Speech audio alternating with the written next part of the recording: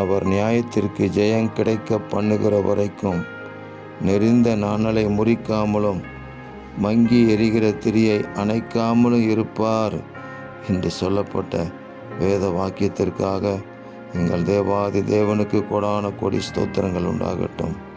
எங்கள் ஆண்டவராகிய இயேசு மகராஜாவே, உம்மை அண்டி வருகிற உங்கள் பிள்ளைகளுடைய நியாயத்திற்கு ஜெயம் கிடைக்கும்படி செய்வீராக.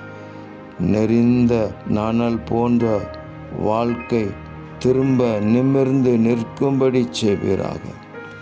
மங்கி எரிகிற திரி போன்ற வாழ்க்கை திரும்ப பிரகாசிக்கும்படி செய்வீராக.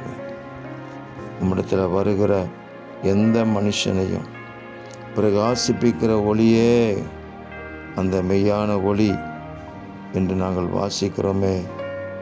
உம்மிடத்தில் வருகிற உங்கள் பிள்ளைகளை பிரகாசிப்பீராக.